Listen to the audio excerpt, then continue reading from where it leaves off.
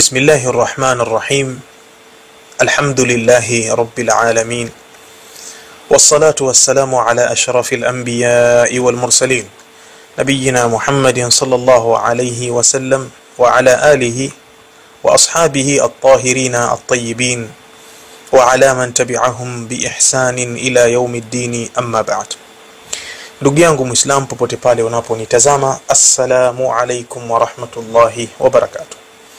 Leo tena tumekutana katika kikao chetu hiki adhim kwa ajili ya kukumbushana au kufundishana baadhi ya mambo muhimu yanayohusiana na dini yetu tukufu ya Kiislamu. Tulizungumza katika vikao vilivyomalizika nyuma kuhusiana na masala ya mwanamume kumuingia mkewe kinyume na maumbile kama isemavyo, yani katika utupu wa nyuma. Na masala hii tumesema ni masala ambayo iko kwa Mashia. Tabia hii wako nayo Mashia, kwao inajuzu kuwaingilia wanawake kinyume na maumbile. Hata wakija mbele za watu wakifanya taqiya, wakajifanya hatuna sisi, wanayo tabia kuingilia wake zao kinyume na maumbile.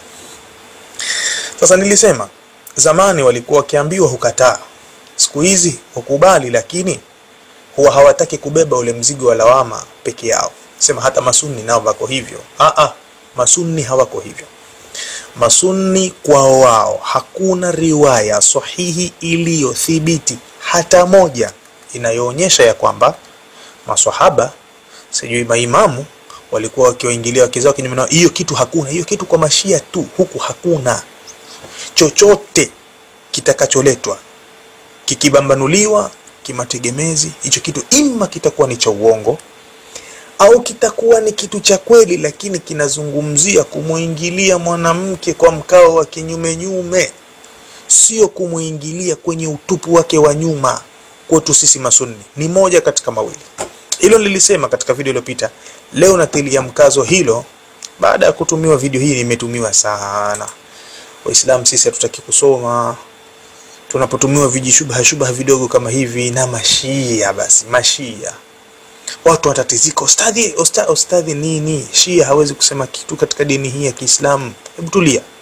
Kuna wasomi katika wasomi wa Ahlus Sunnah wal Jamaa, wakisikia tu Shia kasema hucheka. Atasema nini Shia?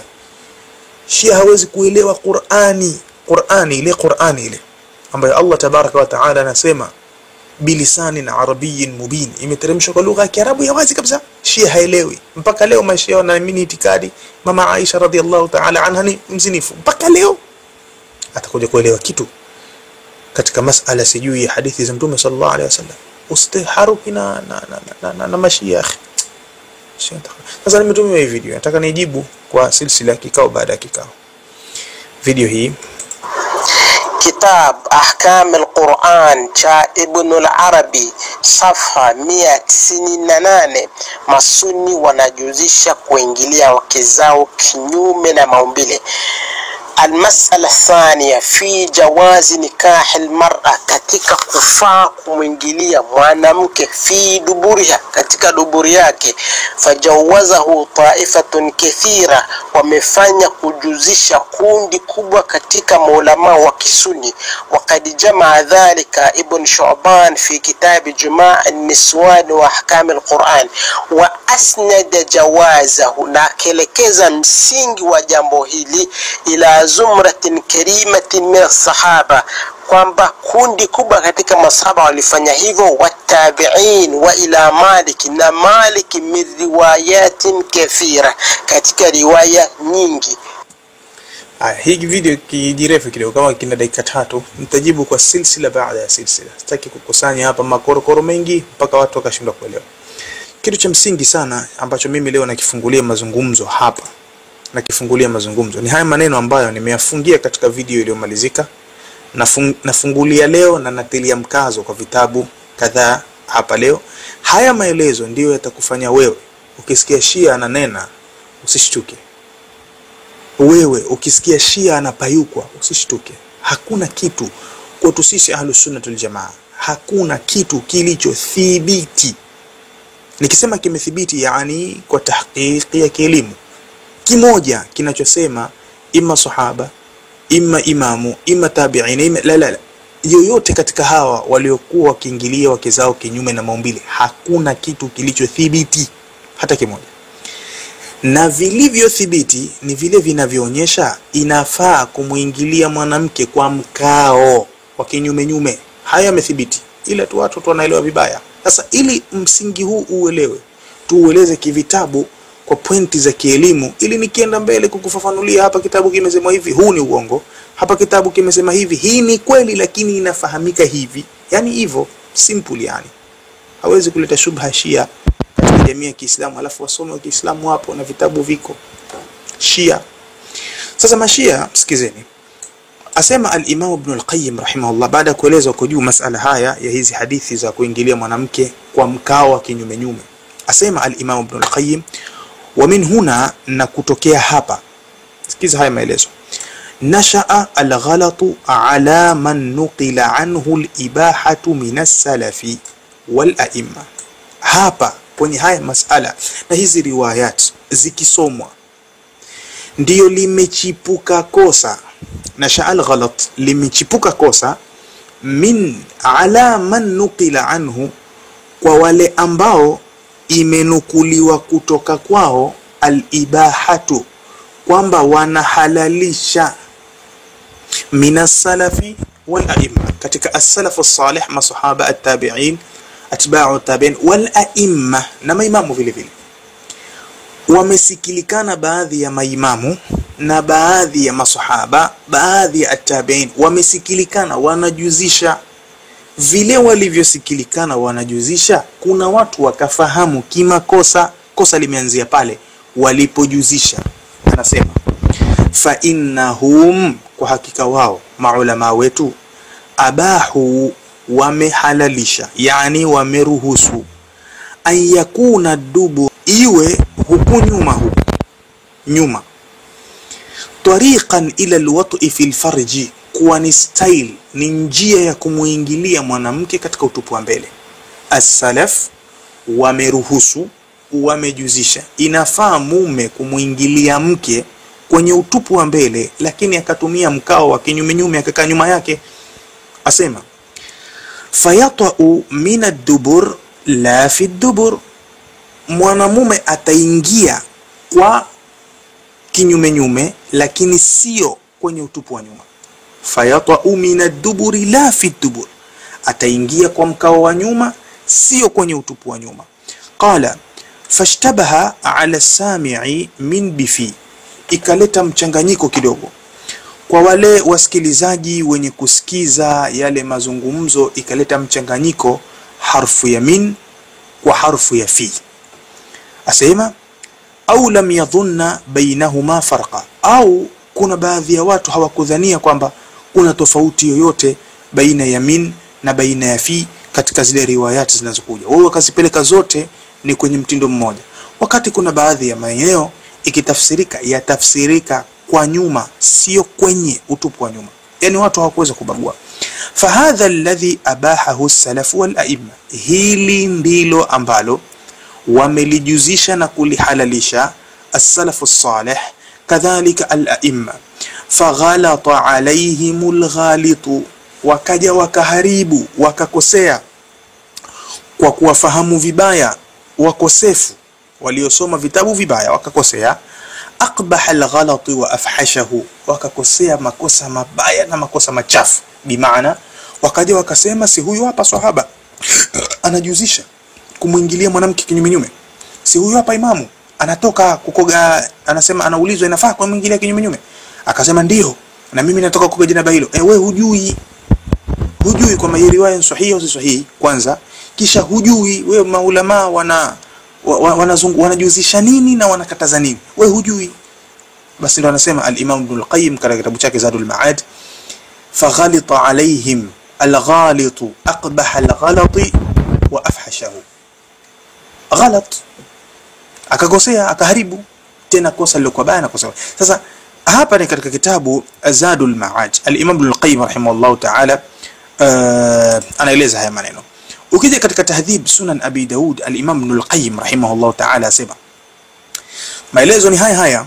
Pointi yake ya msingi al-Imam Ibn al-Qayyim rahimahullah ta'ala, masala haya yanapojuzishwa kumuingilia mwanamke kinyume na maumbile, pointi hapa watu wameelewa vibaya, hadithi na riwayat zile zilizokuwa sahihi, achilia mbali yale ya uongo.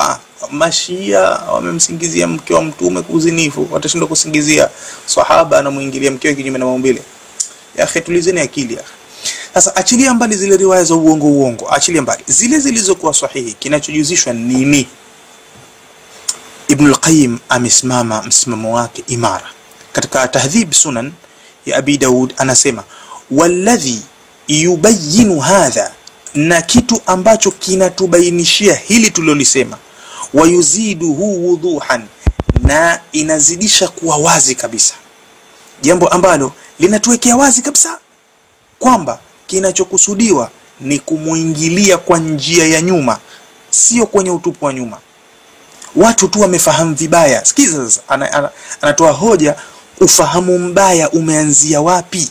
Asema sasa al-Imam Ibn al-Qayyim, asema anna hadha al-ghalat, hili kosa hili, qad aradha mithluhu li ba'd as-sahaba, limetokezea mfano wake kwa baadhi ya masahaba. Yani kuna masahaba walifahamu vibaya kumfahamu mtume kwamba mtume karuhusu kuingilia kwenye utupu wa nyuma. Kuna masahaba walifahamu hivyo, mtume akawarekebisha alipogundua huyu ashafahamu vibaya, kwa maneno yangu akamrekebisha.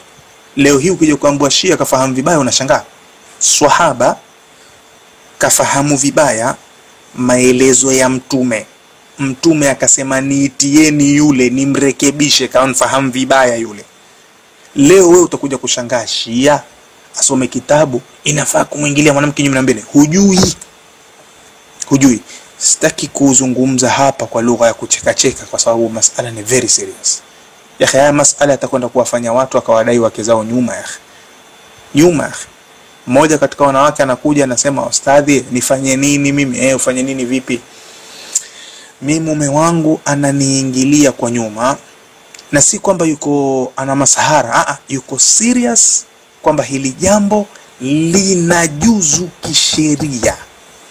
Anasema lakini mimi nafsi yangu nzito, mimi ninajua kwamba hili jambo ni haramu, lakini mume wangu anaitakidi hasa hadithi zilizokuja sijui zote dhaifu, sijui anazidhoofisha, na anaitakidi hasa kwamba hili jambo ni halali. Nini? Nisaukum harthun lakum.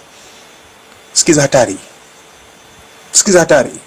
Jamaa kashakwenda kusoma kwa Mashia huko, kaja tele. Sasa hii masala haitaki kucheka sasa hivi, inataka userious kidogo. Sasa asema anna hadha al-ghalat, hili kosa hili la kufahamu vibaya, mtu anaambiwa muingilie mkeo kwa mkao wa nyuma, yeye anafahamu kuingilia kwenye utupu wa nyuma. Ufahamu huu qad aradha mithluhu li ba'd as-sahaba, kuna baadhi ya masahaba uliwatokea ufahamu huo. Hina aftahu an-nabiy sallallahu alayhi wasallam, wakati mtume alipompa fatwa sahaba yule, bijawazi al-wat'i, kwa kule kujuzu na kuruhusika kumuingilia mwanamke, fi qubuliha min duburiha, kumuingilia katika utupu wa mbele, lakini waweza kutumia mkao wa nyuma.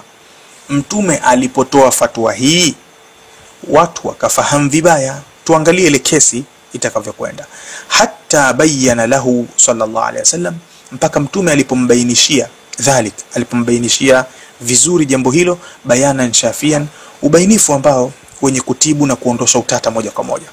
Pointi yangu ya msingi leo katika kikao hiki ni kupiga ribit vizuri sana kwamba Ahlus Sunnah wal Jamaa, sisi tunasema hivi, mariwaya yaliyokuja yakaonyesha kwamba yafaa kumuingilia mwanamke kwenye utupu wa nyuma, hakuna hata moja ya ukweli.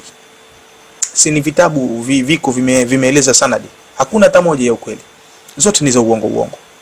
Na zilizokuwa za kweli zaeleza vingine, hawavachu ufahamu vingine, au hujitia pambani kutaka kufahamu vingine.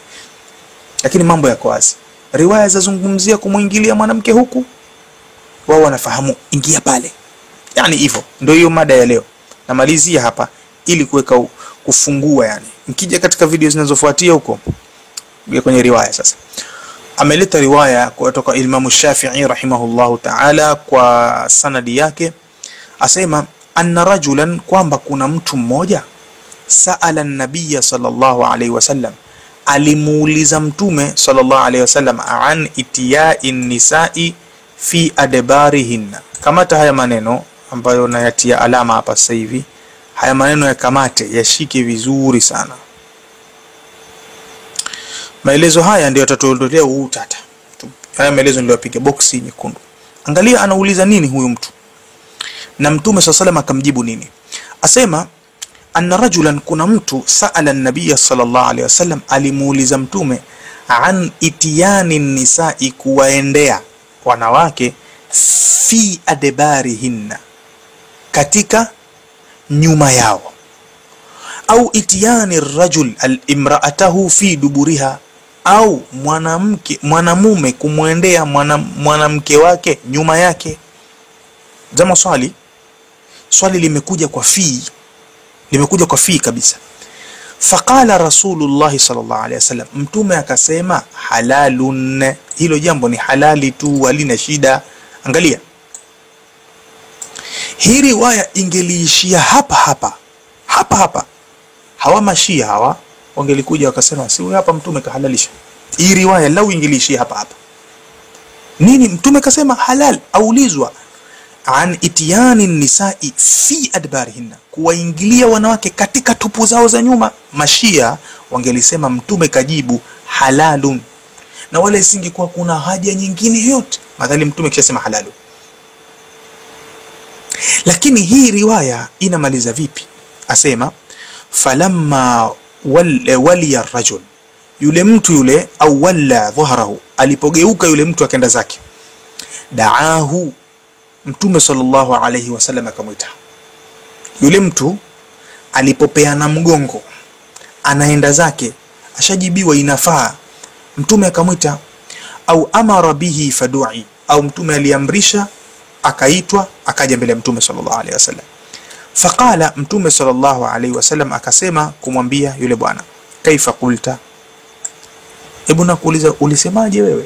Angalia vizuri, Mtume sallallahu alayhi wasallam ashamuona anaondoka yule bwana, pengine jabana anaondoka na cheka sema nishapata leo. Pengine yani unatakhayal katika akili kwamba Mtume mpaka akamuona yule bwana anaondoka, mpaka akaona yule ashafahamu vibaya yule, kuna kitu Mtume sallallahu alayhi wasallam alikiona. Ala ayati hala, yule bwana Mtume akamwita akamwambia, njoo, umesemaje wewe? Ile swali lako umesemaje wewe? Mimi nimekujibu, usije ukaenda kufanya vibaya wewe. Nasema hivi, fi ayi al-kharbataini au fi ayi al-kharzataini au fi ayi al-khasfataini, wewe waulizia kwenye tundu ipi? Haya maelezo yote haya, fi ayi al-kharbataini au al-kharzataini au al-khasfataini, yote haya maelezo maana yake ni moja tu, wewe waulizia tundu ipi kuingiza.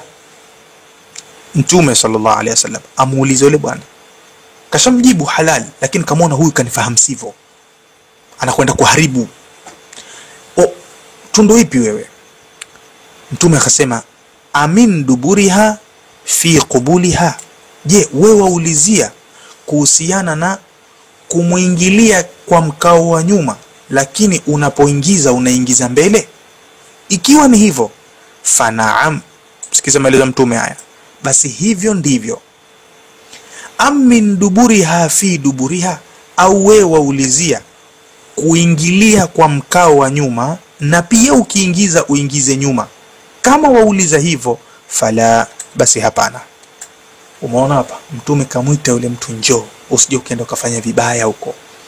Kisha akamwambia, inna Allah la yastahi min alhaq, hakika Allah tabaraka wa taala haoni haya kuzungumza haki.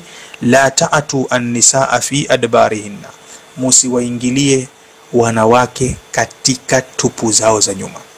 Sasa kitu ambacho mimi nataka wewe ukielewe vizuri,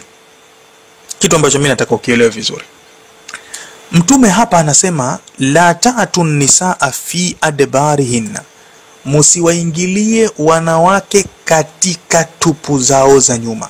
Angalia vizuri, fi adbarihinna. Suali aliloulizwa yeye, an itiyani nisai fi adbarihinna, kuwaingilia wanawake katika tupu zao za nyuma. Ukitafsiri hivyo, kaulizwa swali, je, inafaa kumuingilia mwanamke fi duburiha, katika tupu wake wa nyuma? Akasema halalun, inafaa. Kumbe wakati ule Mtume anajibu fi duburiha ni kukaa kinyume nyume, ni mkao wa nyume, sio utupu wa nyuma. Lakini sentensi aliyouliziwa ni fi. Huku anakokuja kuharamisha, anaharamisha kwa sentensi ile ile, la ta'tu nisaa fi, msiwaendee wanawake fi. Nazungumza kitu cha kielimu hapa, yani kama hujatulia, yani kidogo tu hivi unaweza mbona kama tulia. Nasema hivi, ndio maana Ibn al-Qayyim rahimahullahu ta'ala akasema ufahamu mbaya kuna baadhi ya maswahaba uliwatokea kwa hii riwaya. Hilo halishangazi kupatikana kwa mwingine si kwa sahaba Shia. Halishangazi. Akajisomea mwenyewe vitabu hivi akaona fi ile ile ndiyo mtume alijibu halalun, inafaa. Lakini wakati ule anajibu halalun ili kuzuia kwamba jamaa sija akawa amenielewa vibaya, akamwita akamfafanulia, baba nimekuruhusu kumwendea mwanamke fi duburiha, lakini nilivyokusudia mimi kaa nyuma yake, usipenyeze nyuma, penyeza mbele. Kwa ibara ile ile fi duburiha. Kisha alipokuja kumharamishia akamharamishia kwa ibara ile ile fi duburiha. Hii inaonyesha wazi ya kwamba tutakapokwenda kuvisoma vitabu vya maulama vyenye riwaya sahihi vikajuzisha kama anavyosema hapa al-Imam Ibn al-Qayyim rahimahullahu ta'ala, anasema maimamu fa innahum abahu an yakuna ad-dubur tariqan ila al-wat'i fi al-farj. As-salaf wao wameruhusu kukaa nyuma ya mwanamke inafaa kuwa ndio njia yako ya kumuingilia kwa mbele, lakini wewe umekaa nyuma yake. Wamejuzisha hilo, lakini fashtabaha ala sami, kuna watu wakafahamu vibaya, wakaja mbele za watu, as-salafi wanajuzisha, Imam Malik anajuzisha, wewe hujui. Na kinachokufanya wewe hujui wewe, zisikize hizi riwaya. Wakati gani Mtume sallallahu alaihi wasallam aliulizwa kufaa kumuingilia mwanamke akasema halali, kisha akamwita akamwambia usimuingilie katika. Angalia ibarat zilizotumika, utajijua kwamba mimi sijui kusoma vitabu vyao. Sasa leo sitaki kuzungumza sana, nataka kuanzia tu hapa kwenye haya maelezo, na starting point yetu inaanzia hapa. Mtume sallallahu alaihi wasallam mbele yake yupo hai baadhi ya maswahaba kama hao waliotajwa hapa, walifahamu ufahamu mbaya kwa jawabu la Mtume inafaa. Wakati swali waliouliza ni fi adbarihinna, Mtume alipojibu inafaa, kumbe Mtume kusudia chengine, fi adbarihinna, kaa nyuma yake kisha penyeza kwa mbele, ndio anachokusudia Mtume. Yule bwana ashafahamu vingine, Mtume akamwambia njoo sallallahu alaihi wasallam, njoo kama ulizia tundu ipi, sije ukaenda kupenyeza vingi na kufahamisha hivi. Mtume akamfahamisha, kisha pale pale akamwambia la ta'tun nisaa fi adbarihinna, msiwaingilie wanawake fi ile ile ndio aliyohalalisha, fi ile ile ndio aliyoikataza. Kama hujui, una elimu, utasema hapa mbona mambo uelewi. Kinachoruhusiwa ni mkao, kinachokatazwa ni tundu. Tunastopia hapa. Tukija sasa tutakuja kwanza kuona hizi riwayati zinazotajwa hapa, sijui Imam Maliki, nyumba ya vioo, ad-durrul manthur fi at-tafsir. Alhasil hiki video ni kirefu kidogo, kina kama dakika 3 hivi. Kitab Ahkam al-Quran cha Ibn al-Arabi, safha 198. Masuni wanajuzisha kuingilia wake zao kinyume na maumbile. Al-mas'ala thaniya fi jawazi nikah. Haya, hasitupotezee muda. Almuhimu nitakuja naye mbele insha Allah taala. Shika hii kanuni, riwaya zinazokuja imma ni za uongo, tupilia mbali, au ni za kweli lakini hazifahamiki hivyo wanavyofahamu wao. Maulama wanajuzisha kuingilia mwanamke kwa mkao wa kinyume nyume, hawajuzishi kumuingilia mwanamke katika utupu wa nyuma. Shika yangu hayo. Naktafi bihadha alqadar, wallahu ta'ala a'la wa a'lam. Subhanakallahumma bihamdik wa nashhadu an la ilaha illa anta wa nastaghfiruka wa natubu ilayka, walhamdulillahi rabbil alamin.